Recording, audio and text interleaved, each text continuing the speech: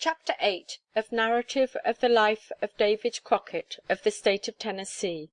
When we made a move from the point where we met the companies, we set out for Chattahachie, the place for which we had started when we left Fort Montgomery. At the start we had taken only 20 days' rations of flour and 8 days' rations of beef, and it was now 34 days before we reached that place. We were, therefore, in extreme suffering for want of something to eat, and exhausted with our exposure and the fatigues of our journey. I remember well that I had not myself tasted bread but twice in 19 days. I had bought a pretty good supply of coffee from the boat that had reached us from Pensacola, on the Scamby, and on that we chiefly subsisted. At length one night our spies came in, and informed us they had found Holmes's village on the Chattahachie River, and we made an immediate push for that place. We travelled all night, expecting to get something to eat when we got there. We arrived about sunrise, and near the place prepared for battle. We were all so furious that even the certainty of a pretty hard fight could not have restrained us. We made a furious charge on the town, but, to our great mortification and surprise, there wasn't a human being in it. The Indians had all run off and left it. We burned the town, however, but, melancholy to tell, we found no provision whatever. We then turned about and went back to the camp we had left the night before, as nearly starved as any set of poor fellows ever were in the world. We stayed there only a little while, when we divided our regiment, and Major Childs, with his men, went back the way we had come for a considerable distance, and then turned to Baton Rouge, where they joined General Jackson and the main army on their return from Orleans. Major Russell and his men struck for Fort Decatur, on the Tallapoosa River. Some of our friendly Indians who knew the country went on ahead of us, as we had no trail except the one they made to follow. With them we sent some of our ablest horses and men to get us some provisions, to prevent us from absolutely starving to death. As the army marched, I hunted every day, and would kill every hawk, bird, and squirrel that I could find. Others did the same, and it was a rule with us, that when we stopped at night, the hunters would throw all they killed in a pile, and then we would make a general division among all the men. One evening I came in, having killed nothing that day. I had a very sick man in my mess, and I wanted something for him to eat, even if I starved myself. So I went to the fire of a Captain Cowan, who commanded my company after the promotion of Major Russell, and informed him that I was on the hunt of something for a sick man to eat. I knowed the captain was as bad off as the rest of us, but I found him broiling a turkey's gizzard. He said he had divided the turkey out among the sick, that Major Smiley had killed it, and that nothing else had been killed that day. I immediately went to Smiley's fire, where I found him broiling another gizzard. I told him that it was the first turkey I had ever seen have 2 gizzards. But so it was, I got nothing for my sick man, and now seeing that every fellow must shift for himself, I determined that in the morning I would come up missing. So I took my mess and cut out to go ahead of the army. We knowed that nothing more could happen to us if we went than if we stayed, for it looked like it was to be starvation anyway. We therefore determined to go on the old saying, root hog or die. We passed 2 camps, at which our men, that had gone on before us, had killed Indians. At one they had killed 9, and at the other 3. About daylight we came to a small river, which I thought was the Scamby, but we continued on for 3 days, killing little or nothing to eat, till, at last, we all began to get nearly ready to give up the ghost, and lie down and die, for we had no prospect of provision, and we knew we couldn't go much further without it. We came to a large prairie that was about 6 miles across it, and in this I saw a trail which I knowed was made by bear, deer, and turkeys. We went on through it till we came to a large creek, and the low grounds were all set over with wild rye, looking as green as a wheat field. We here made a halt, unsaddled our horses, and turned them loose to graze. One of my companions, a Mr. Van Zandt, and myself then went up the low grounds to hunt. We had gone some distance, finding nothing, when at last I found a squirrel, which I shot, but he got into a hole in the tree. The game was small, but necessity is not very particular, so I thought I must have him, and I climbed that tree 30 feet high, without a limb, and pulled him out of his hole. I shouldn't relate such small matters, only to show what lengths a hungry man will go to get something to eat. I soon killed 2 other squirrels, and fired at a large hawk. At this a large gang of turkeys rose from the cane brake, and flew across the creek to where my friend was, who had just before crossed it. He soon fired on a large gobbler, and I heard it fall. By this time my gun was loaded again, and I saw one sitting on my side of the creek, which had flew over when he fired. So I blazed away, and down I brought him. I gathered him up, and a fine turkey he was. I now began to think we had struck a breeze of luck, and almost forgot our past sufferings, in the prospect of once more having something to eat. I raised the shout, and my comrade came to me, and we went on to our camp with the game we had killed. While we were gone, 2 of our mess had been out, and each of them had found a bee tree. We turned into cooking some of our game, but we had neither salt nor bread.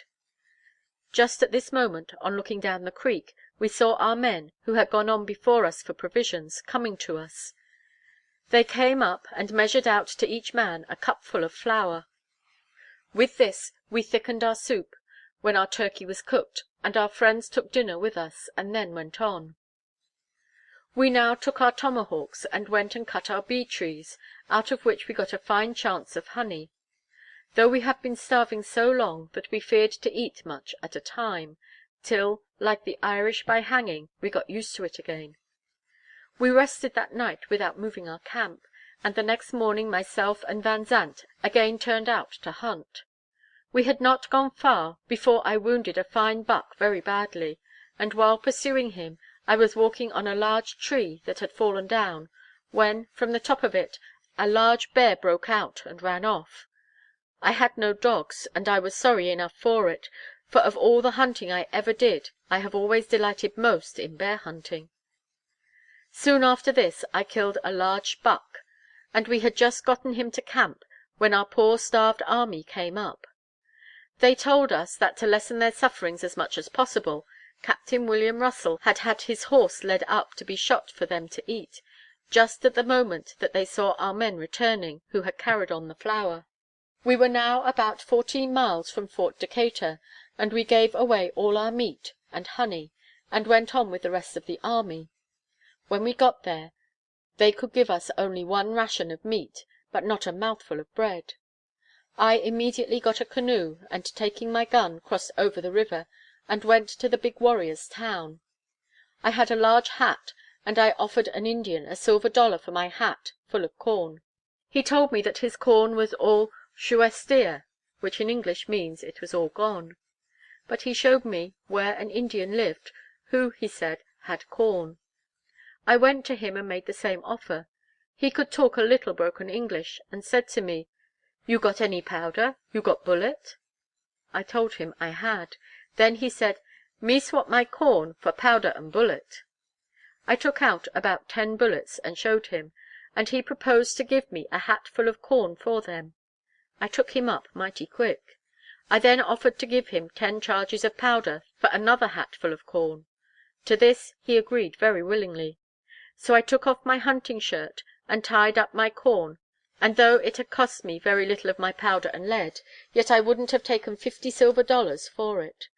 I returned to the camp, and the next morning we started for the Hickory ground, which was 30 miles off. It was here that General Jackson met the Indians, and made peace with the body of the nation. We got nothing to eat at this place, and we had yet to go 49 miles, over a rough and wilderness country, to Fort Williams. Parched corn, and but little even of that, was our daily subsistence. When we reached Fort Williams, we got 1 ration of pork and 1 of flour, which was our only hope until we could reach Fort Strother. The horses were now giving out, and I remember to have seen 13 good horses left in one day. the saddles and bridles being thrown away. It was 39 miles to Fort Strother, and we had to pass directly by Fort Talladego, where we first had the big Indian battle with the 1100 painted warriors. We went through the old battle ground, and it looked like a great gourd patch. The skulls of the Indians who were killed still lay scattered all about, and many of their frames were still perfect, as the bones had not separated. But about 5 miles before we got to this battle ground, I struck a trail, which I followed until it led me to one of their towns. Here I swapped some more of my powder and bullets for a little corn. I pursued on by myself till some time in the night, when I came up with the rest of the army. That night my company and myself did pretty well, as I divided out my corn among them. The next morning we met the East Tennessee troops, who were on the road to Mobile, and my youngest brother was with them.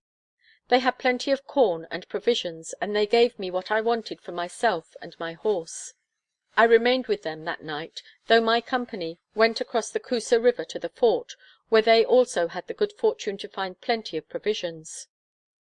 Next morning I took leave of my brother and all my old neighbours, for there were a good many of them with him, and crossed over to my men at the fort. Here I had enough to go on, and after remaining a few days cut out for home. Nothing more worthy of the reader's attention transpired till I was safely landed at home once more with my wife and children. I found them all well and doing well, and though I was only a rough sort of a backwoodsman, they seemed mighty glad to see me, however little the quality folks might suppose it. For I do reckon we love as hard in the backwood country as any people in the whole creation. But I had been home only a few days when we received orders to start again, and go on to the Black Warrior and Cahawba rivers, to see if there was no Indians there. I knowed well enough there was none, and I wasn't willing to trust my craw any more where there was neither any fighting to do, nor anything to go on, and so I agreed to give a young man, who wanted to go, the balance of my wages if he would serve out my time, which was about a month. He did so, and when they returned, sure enough they hadn't seen an Indian any more than if they had been all the time chopping wood in my clearing. This closed my career as a warrior, and I am glad of it, for I like life now a heap better than I did then, and I am glad all over that I lived to see these times, which I should not have done if I had kept fooling along in war, and got used up at it. When I say I am glad, I just mean I am glad I am alive, for there is a confounded heap of things I ain't glad of at all. I ain't glad, for example, that the government moved the deposits, and if my military glory should take such a turn as to make me president after the general's time, I'll move them back. Yes, the government, will take the responsibility, and move them back again. If I don't, I wish I may be shot. But I am glad that I am now through war matters, and I reckon the reader is too, for they have no fun in them at all, and less if he had to pass through them first, and then to write them afterwards. But for the dullness of their narrative, I must try to make amends by relating some of the curious things that happened to me in private life, and when forced to become a public man, as I shall have to be again, if ever I consent to take the presidential chair. End of Chapter 8.